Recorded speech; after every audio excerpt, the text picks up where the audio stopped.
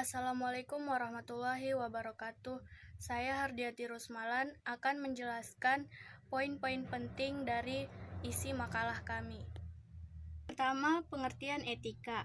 Etika merupakan cabang filsafat yang mencari hakikat nilai-nilai baik dan buruk yang berkaitan dengan perbuatan dan tindakan seseorang yang dilakukan dengan penuh kesadaran, dipertimbangkan berdasarkan pemikirannya.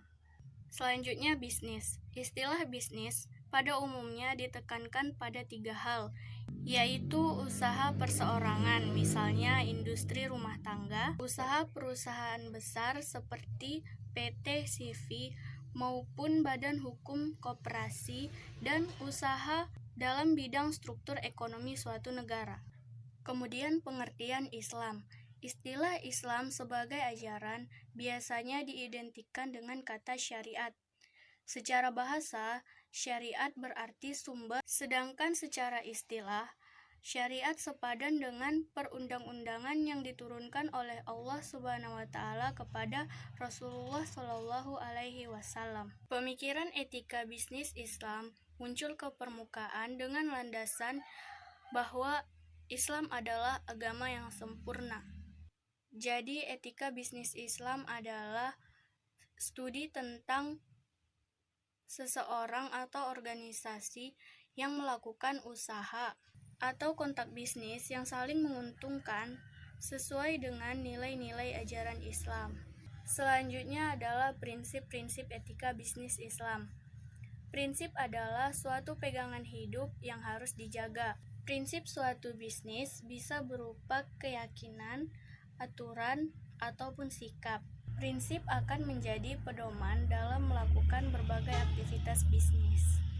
Etika bisnis menjamin bergulirnya kegiatan bisnis dalam jangka panjang, tidak terfokus pada keuntungan jangka pendek saja. Etika bisnis membawa pelaku bisnis masuk ke dalam bisnis internasional.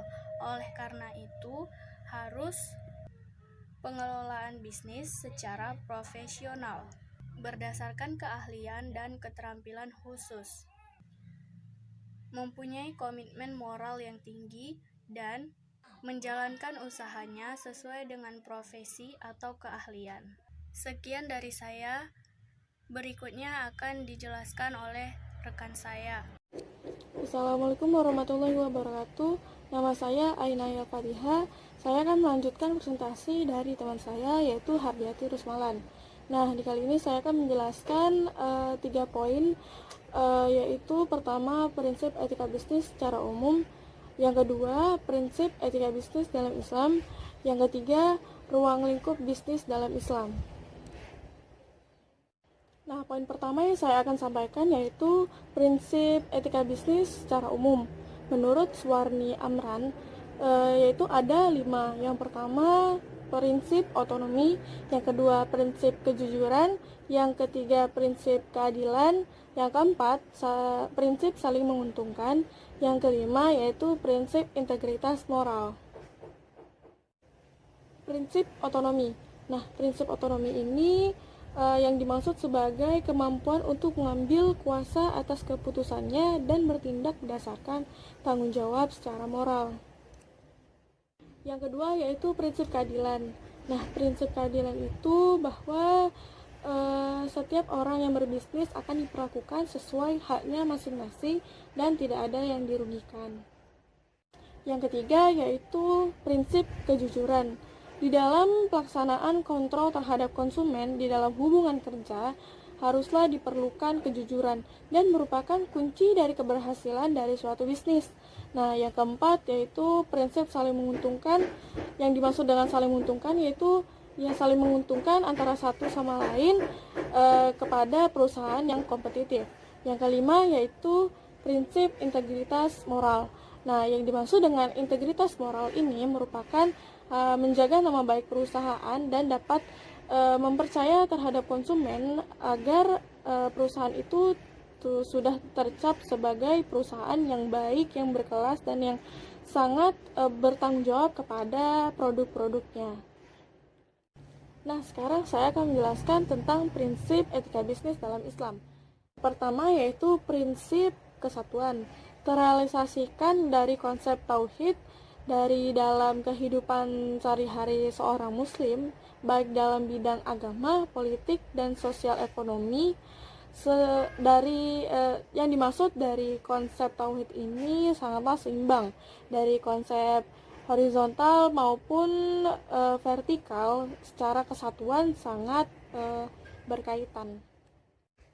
Yang kedua yaitu prinsip kehendak bebas otonomi. Yang dimaksud yaitu diwujudkannya kebebasan untuk mengambil keputusan. Nah, keputusan ini yang diambil pun selama tidak bertentangan dengan hak-hak orang lain, ya tidak mengapa. Dalam surat Al-Maidah ayat 1 yang berbunyi,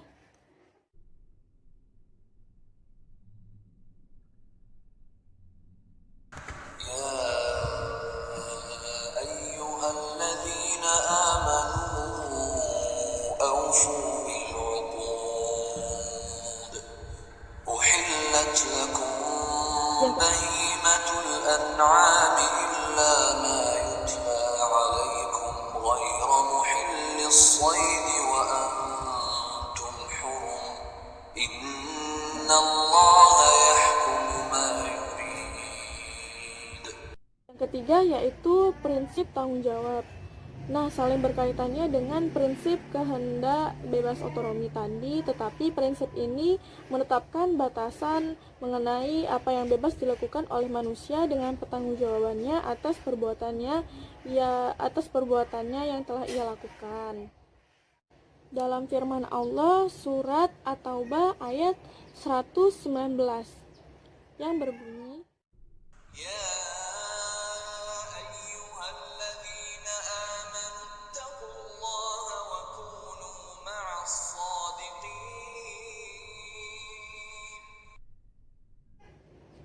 Yang keempat yaitu prinsip kejujuran dan kebenaran.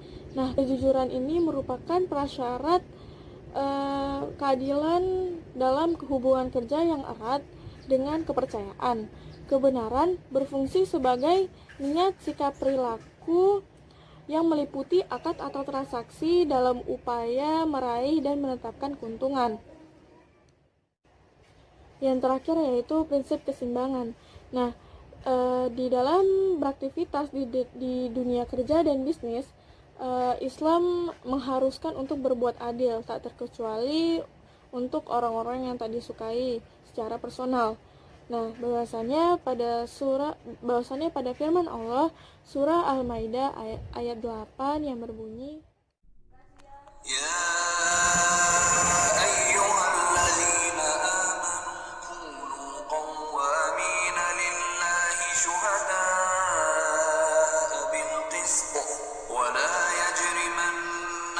شنآن قوم على ألا تعدلوا اعدلوا هو أقرب للتقوى واتقوا الله إن الله خبير بما تعملون. Ada 6 langkah untuk memulai bisnis Islam, yaitu yang pertama, niat ikhlas mengharap ridha Allah. Yang kedua yaitu profesional. Yang ketiga yaitu jujur dan amanah. Yang keempat yaitu mengedepankan etika sebagai seorang muslim. Yang kelima yaitu tidak melanggar prinsip syariah Islam. Yang keenam yaitu ukhuwah Islamiyah. Poin yang terakhir saya akan menjelaskan tentang ruang lingkup bisnis dalam Islam. Yang pertama yaitu konsepsi Islam dan nilai-nilai yang ada di dalamnya. Yang kedua yaitu konsep dasar etika bisnis dan landasan teorinya. 3 yaitu akhlak Islam sebagai fondasi dasar dalam perspektif Al-Quran dan Al-Hadis. Yang keempat yaitu internalisasi akhlak Islam dalam bisnis yang diberlakukan kepada perilaku konsumen, produsen, distributor, dan perusahaan pelaku pasar, dan juga etika pemasaran. Dan yang terakhir yaitu lembaga yang mengatasi persengketaan. Bisnis Islam merupakan suatu proses upaya untuk mengetahui hal-hal yang benar dan salah, Yang selanjutnya tentu melakukan hal yang berkenaan dengan produk, pelayanan perusahaan dengan pihak yang berkepentingan dengan tuntutan perusahaan. Nah, berikut merupakan hasil presentasi kami. Mohon maaf apabila ada kekurangan.